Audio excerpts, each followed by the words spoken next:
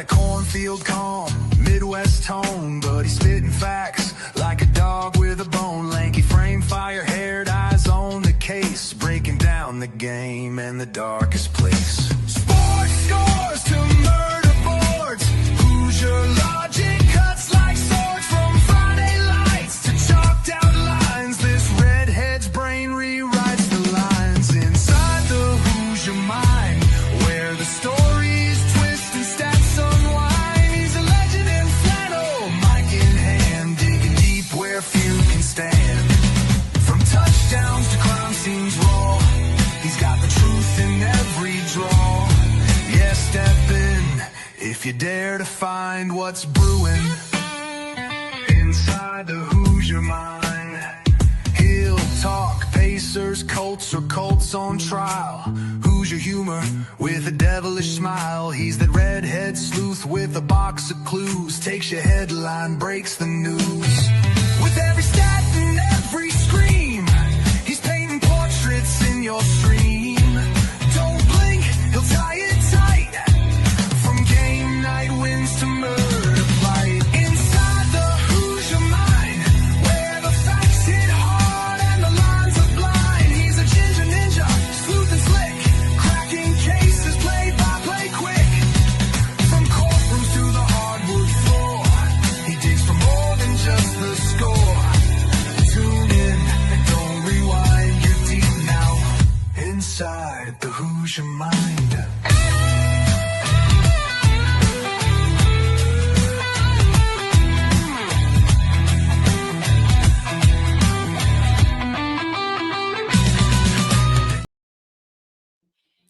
All right, what's up, everyone? Welcome into Inside the Hoosier Mind, brought to you by Military Broadcast Radio, helping give veterans a voice, as well as Gunfighter Beard Company. If you want a great beard, potentially like mine, if you think my beard is great, definitely check out his stuff. He's a Marine Corps veteran out of South Carolina. All of his stuff is handmade here in the USA. It's shipped and made out of South Carolina. A lot of really great scents. They smell wonderful. He's got like banana Laffy Taffy, watermelon Jolly Rancher. He's got one that's like smoked lavender, smells really, really good. 10 out of 10 would recommend. But we are here to talk about the draft because the draft is in just 2 days. And for the most part, we already know more than likely who's going to go number 1 overall, unless the Raiders just decide to do the absolute biggest fumble of all time and not draft their potential franchise future quarterback in Fernando Mendoza.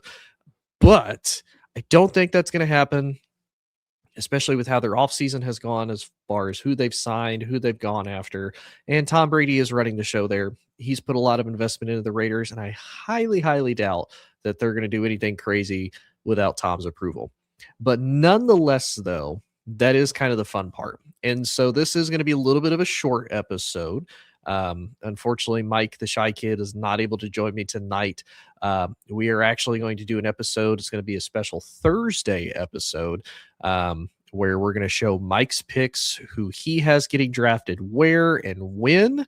But I'm going to do mine tonight. And I'll be honest, this might upset a few people because of some of my picks.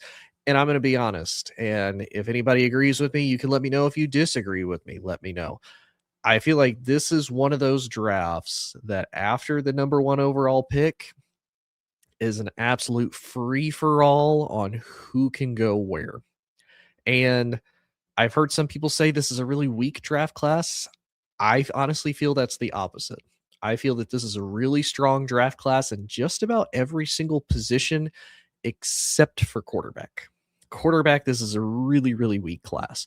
Now, it might be one of those we end up getting proven wrong, but you have the likes of Fernando Mendoza coming out. You have Carson Beck. You have Drew Aller. You have Garrett Nussmeier. You have, I think his name's Taylon Green out of Arkansas coming out. You have Ty Simpson out of Alabama. You have Sawyer out of Baylor coming out. So you have a lot of big names that did well in college coming out. Now, does that immediately correlate to the NFL? Time will tell and we'll see. We didn't really see a whole lot of guys aside from Cam Ward that came out of the draft last year and up playing. I know Quinn Ewers ended up filling in basically there at the end in Miami, but it wasn't really anything special or anything crazy. And of course, we saw Dylan Gabriel. We had Shedeur Sanders up in Cleveland. But nonetheless, though, I wanted to go over my picks, who I have there, and why. It's also going to address some of the overall, needs that these teams have and why I pick some of these players. And then I'm going to go over some of the players that will still be available. In all honesty, again, this is one of those times where with the top 10 pick, unless we see somebody just do an absolute reach, which I feel isn't going to be as prevalent as it used to. And what I mean by that is I don't feel that we're going to see a Zach Wilson issue again of, man, we really think that this is going to be the guy that just really gets it done for us. Like we can't miss. There's no way we can miss. I don't think that's going to happen. It still could. And I think there's still going to be those GMs and those owners out there that think, oh, hey, I'm going to be the secret genius. There's something there with this kid that we think can work. But for the most part, I think with how some of these guys are going to be evaluating, how a lot of the media evaluates, how a lot of their fans are going to evaluate them, that there's going to be a lot of safe picks. And if anything, if I'm a GM, if I'm an owner, I can come back and say, look, this is what y'all wanted. This is what everybody said to do. I did it and just didn't pan out. And that's completely possible with anything. But without further ado, let's get into my top 10 picks of who I have going in the top 10. And like I said, we'll break each one down, kind of defending it. So let's start with number 1 overall pick. Obviously, it's going to be Fernando Mendoza. The Raiders absolutely need a franchise quarterback. Now, I know a lot of people have been hit or miss on Fernando. If you're here in Indiana, everybody has pretty much loved Fernando because of what he's done for the Hoosiers on probably the greatest season in Hoosier history, took them to the promised land somewhere that they had never been before in football, and did absolute wonders for them. So this is the only pick that I'm like, this is for sure going to happen, is Fernando Mendoza. Now, 2 through 10 is honestly an absolute free for all. I feel any one of these picks could realistically happen. And I also feel that none of these picks could realistically happen, at least in the order that they're in. So the Raiders obviously need their franchise quarterback. I think Fernando is going to absolutely be that guy. Now, the big thing they still need a little bit of help on the offensive line, and they need weapons for him to throw to. They have Brock Bowers, they have Mayer at tight end, they have Ashton Genty at the running back, which is great. They're all young. They're still on rookie contracts. They don't have to pay them a lot of money. So that's why they're able to invest a little bit more on the offensive side of the ball and the defensive side of the ball. Luckily, this is a wide receiver deep draft, so I could definitely see them maybe using some of their other picks to get wide receivers. But overall, I mean, this is going to be a home run hit for them, barring any type of injury. Just the way that Fernando conducts himself, the way that he studies the game. And again, he's going to have Tom Brady there. And Tom Brady's going to have some type of hand and tutelage in teaching Fernando how to be a franchise quarterback and giving him just any type of advice that he can. So I have the Raiders pretty solidly taking Fernando at number 1. Now, number 2, the Jets. The Jets could go so many different ways with this. Fun fact, again, for anybody who wants to potentially see Mike's episode with me on Thursday, and for anybody who wants to see Mike's list early, you can check that out on my Instagram at Inside the Hoosier Mind. It's also on my TikTok at Inside the Hoosier Mind as well. Mike has the Jets actually trading the number 2 overall pick to the Giants, which is kind of crazy. But the Jets have really been stockpiling picks. They've been doing basically like a fire sale. They've been getting rid of a lot of their picks to just stockpile for the future. And if they do it right, the Jets could potentially make a lot of home run hits, but we'll see. I have the Jets keeping the number 2 overall pick, and I have them picking Arvell Reese out of Ohio State. They desperately need a linebacker. They also need a wide receiver, and they need an edge rusher. So realistically, to me, they could go one of 2 ways. They could go for Arvell at linebacker. They could go for David Bailey out of Texas Tech. They could go for Ruben Bain out of Miami. They could even go for Carnell Tate out of Ohio State. They could maybe even go for Sonny Styles. The comp for Arvell, from everything that I've heard and everything that I've seen as far as his film and how he plays, has been compared to Micah Parsons. Now, that's kind of a big stretch, and I know for some people that may or may not be considered a good thing. Mike is a very dynamic player. He attracts a lot of attention. He has a lot of stats to back him, back his production up and back a lot of the, hype that comes with him. But I think Arvell might be a little bit more well-rounded. He really fit into Matt Patricia's defense well, and he's already got that experience coming in of having an NFL defensive coordinator already beginning to coach him in college for at least the last season. So I think the Jets go with him. They need that linebacker. They need that pass rusher. And their defense has taken a big hit. They've lost a lot of guys to retirement. They traded a lot of guys, again, just to get a lot of draft capital. So I think Arvell is the safe pick here. Now, number 3 with Arizona. And this is the one that I feel could cause the most chaos.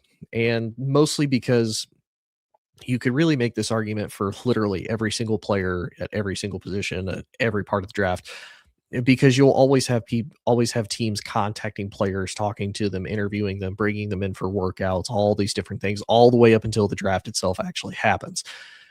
With Arizona, there's a lot of talks that they could potentially be in the market for Jeremiah Love at running back, mainly because aside from Jacoby Brissett, who there's rumors that he's going to potentially want to ask for more money as far as being a starting quarterback. I feel like he has kind of earned that with him, even if it's just a 1-year deal kind of thing, that they're going to need something to rely on. If Jacoby gets hurt or if they don't have that quarterback for the future, they're going to need to rely on somebody. Now, I could see where Jeremiah Love immediately fits into that. He's a dynamic running back. No matter who you have at quarterback, you can just hand it off, try to chew up the timing and whatnot. I have them drafting Francis Mauigoa. I think it's Mauigoa. Hopefully I enunciated it right. If I didn't, I apologize. It's really hard to enunciate and pronounce just looking at it. Solid tackle out of Miami. They need to shore up their offensive line. That's their second biggest need, according to one of the draft simulators. They need a quarterback. They need a tackle. They need an edge.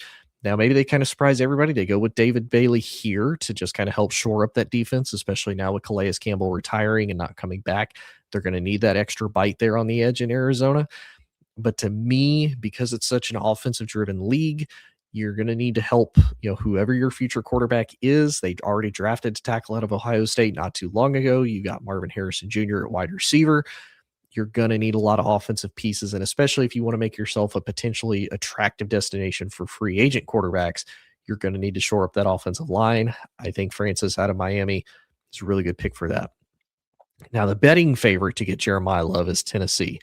This one to me makes a little bit more sense, mainly because, again, Cam Ward needs a lot of help. There's not a lot of weapons down there in Tennessee. He doesn't really have a number 1 wide receiver unless you include Calvin Ridley. But he just hasn't really been available, whether it's been injuries, whether it's been off the field issues. He has not been there for them. And it's hard for them to rely on. I think for Tennessee, if you get Jeremiah Love, you get a dynamic running back. He's a good pass catcher. He can block. He can run. I think that gives them something to really, rely on. He can be the bell cow. He can help grow with Cam Ward, and it can make Tennessee a little bit more dynamic, and it can cover up for a lot of things. If you can have a good run game, if you can really make this work, it can be significantly better, and it can be a better overall year and a better time for both your quarterback and your running back as they come up in a young league if you get Jeremiah Love. Now, again, it could completely go a million different ways. Tennessee needs a lot of help in a lot of different areas.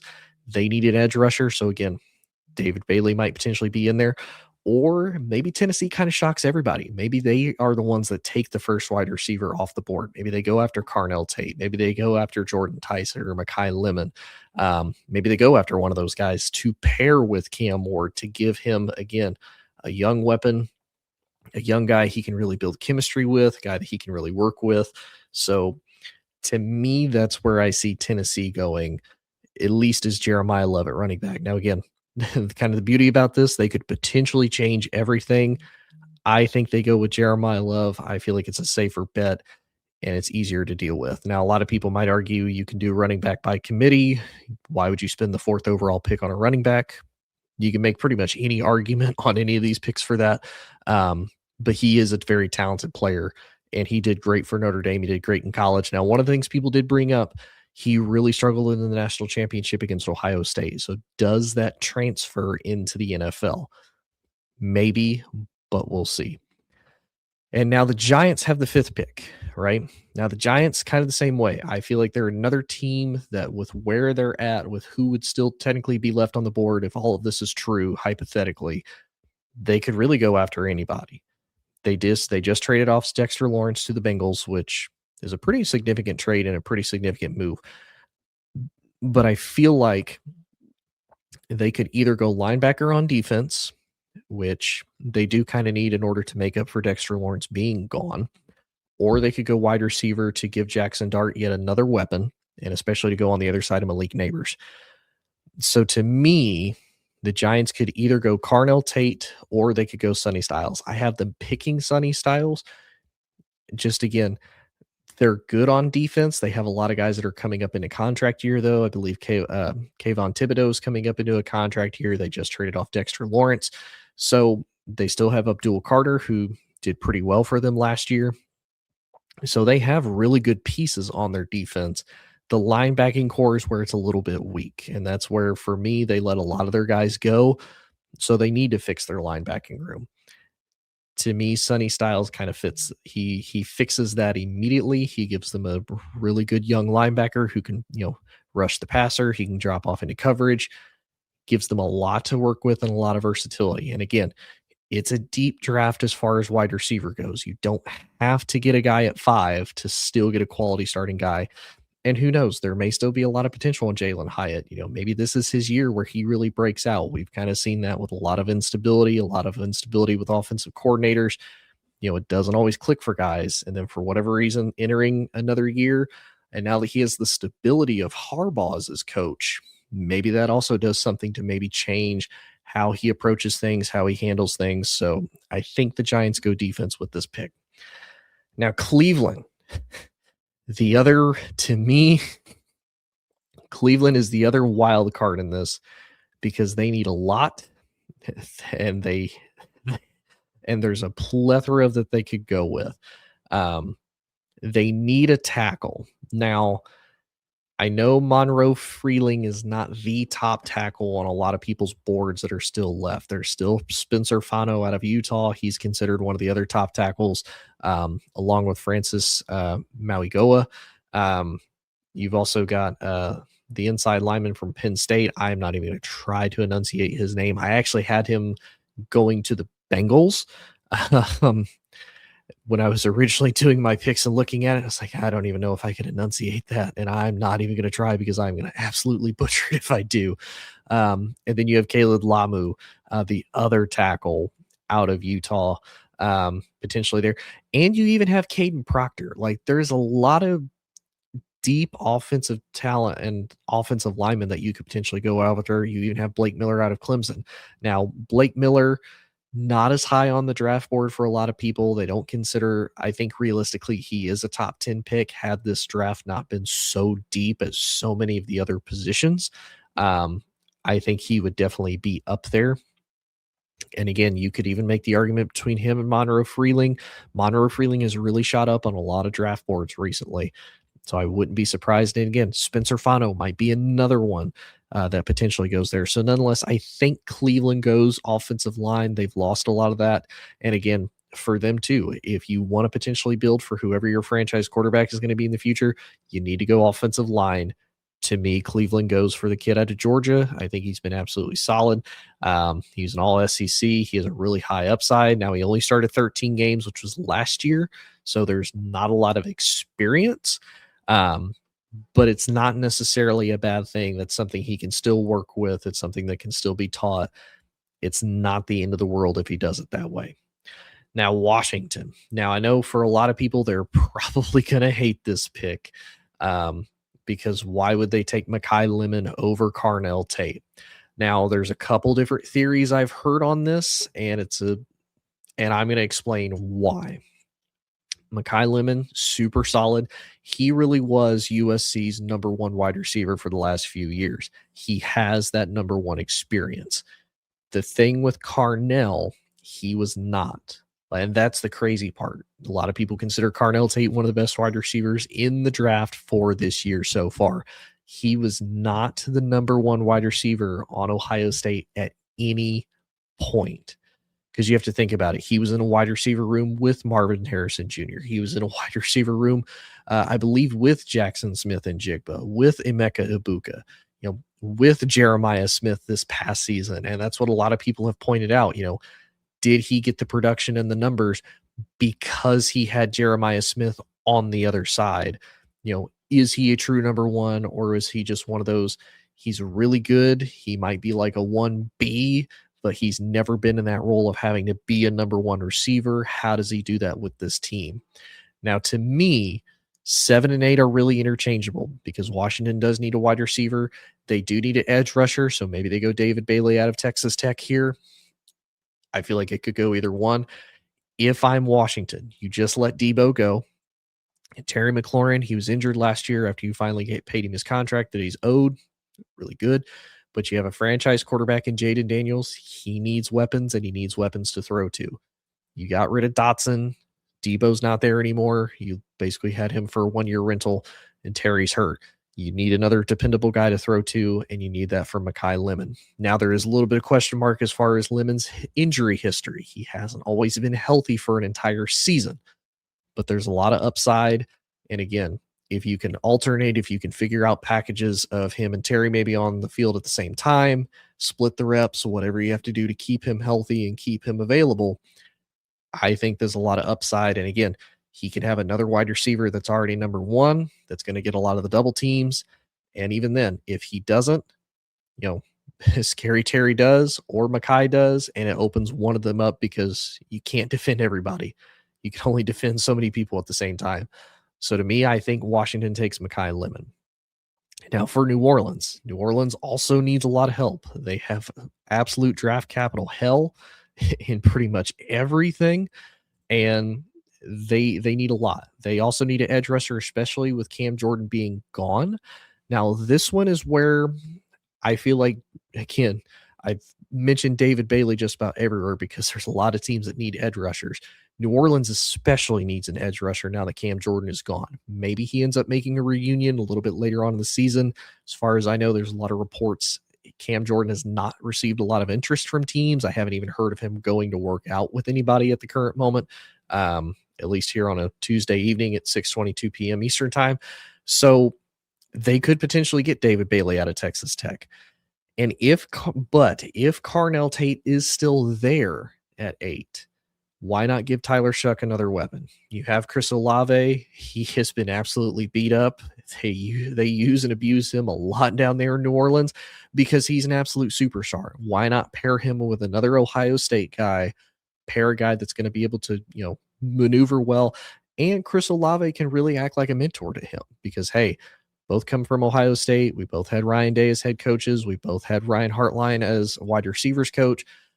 This absolutely perfect. Like, to me, this might be one of the best fits as far as having somebody that's been in a system that you've been in, help you with the terminology, and the same thing, help get guys, hey, I'm Chris Olave. You're probably going to get double team. Carnell Tate, now you're open.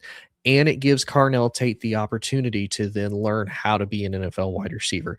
Now, maybe it's one of those, he ends up becoming a 1. We've seen a few situations. Look at A.J. Brown and Devontae Smith in Philly. Realistically, Devontae Smith is a number 1 wide receiver. But with A.J. Brown, it's 1A and it's 1B. Whoever you want to dictate at whichever spot, you're more than welcome to. I feel like for Carnell, if he does that with New Orleans or Washington, or honestly, even with New York, because Malik Neighbors is considered the 1. And even with the Jets, if they decide to take him, you have Garrett Wilson.